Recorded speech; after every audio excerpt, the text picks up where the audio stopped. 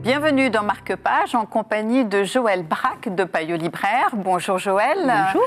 Vous nous amenez un livre qui nous parle de paquebot, de pays qui n'a pas de port, de Valparaiso, qui fait rêver et en même temps on est au cœur d'une humanité. D'un drame même, celui des personnages qui sont embarqués sur ce cargo. Vous savez que de temps en temps sur les cargos il y a des passagers civils. Cette fois c'est Joséphine, une jeune Française qui a l'intention d'écrire des romans pendant le voyage. Elle ne va pas le faire parce que le roman il se passe dans le voyage. Parce que le capitaine, qui est le personnage martial qu'on attend dans un bateau pareil, découvre un jour que il y a un passager clandestin, un jeune haïtien.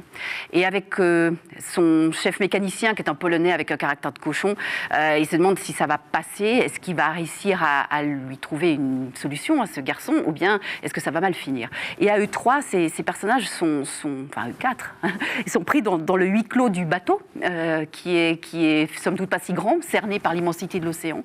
Et là, bien sûr, il y a le côté très, très intéressant, technique, commercial du bateau, on en prend plein de choses.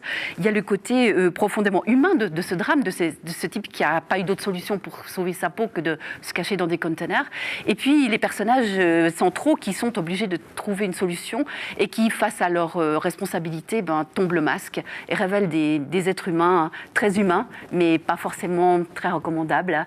Et là, à travers, bien sûr, il y a le rêve du voyage qui traverse tout ça. Donc c'est un monde très complexe et extrêmement subtilement raconté. Donc est-ce qu'on peut le rattacher à notre époque ou ça se passe quand ? C'est complètement contemporain. C'est l'actualité qui tombe dans la vie de ces gens. Au lieu d'être une statistique, ce passager clandestin devient un vrai être humain qui est en face d'eux, qu'il faut nourrir, qu'il faut protéger. Et donc, à découvrir, absolument. Merci Joëlle. Marque-Page, c'est terminé. À bientôt sur la télé.